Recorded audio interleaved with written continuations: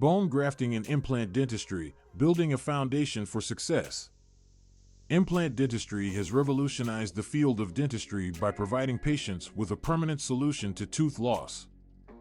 Dental implants not only restore the aesthetics of a smile, but also improve the overall function of the mouth.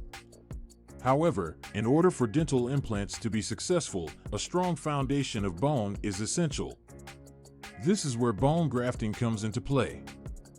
Bone grafting is a common procedure in implant dentistry that involves taking bone from one part of the body and placing it in the jawbone where the implant will be placed. This helps to provide the necessary support and stability for the implant to integrate properly with the surrounding bone. Without an adequate amount of bone to support the implant, the success rate of the implant drastically decreases. There are several reasons why a patient may require bone grafting before receiving a dental implant. One of the most common reasons is bone loss due to periodontal disease. This can cause the jawbone to deteriorate, making it difficult for the implant to be properly anchored. Additionally, tooth loss can also result in bone loss as the jawbone begins to atrophy without the stimulation of the tooth root. In these cases, bone grafting is necessary to rebuild the bone and create a strong foundation for the implant. There are several different types of bone grafting techniques that can be used in implant dentistry.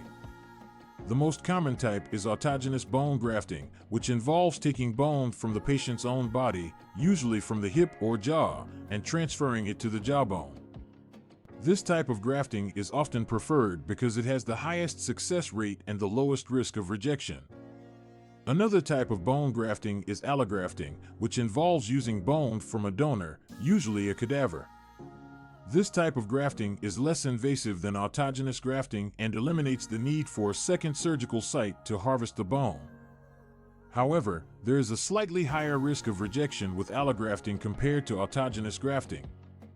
Xenografting is another type of bone grafting that involves using bone from an animal, typically a cow or pig. This type of grafting is often used when there is not enough bone available from the patient or a donor. While xenografting can be successful, there is a slightly higher risk of infection and rejection compared to autogenous grafting. In recent years, synthetic bone grafting materials have become more popular in implant dentistry. These materials are often made from ceramic or synthetic polymers and are designed to mimic the structure of natural bone. While synthetic bone grafting materials can provide adequate support for the implant, they may not always integrate as well with the surrounding bone as autogenous grafting. Regardless of the type of bone grafting used, the success of the procedure largely depends on proper wound healing and integration of the graft with the surrounding bone. This is why it is essential for patients to follow their dentist's postoperative instructions carefully in order to ensure a successful outcome. In conclusion, bone grafting plays a crucial role in the success of dental implants. Without a strong foundation of bone, implants are at risk of failure. By understanding the different types of bone grafting techniques available and the importance of proper wound healing, patients can better prepare themselves for the implant process and increase their chances of a successful outcome.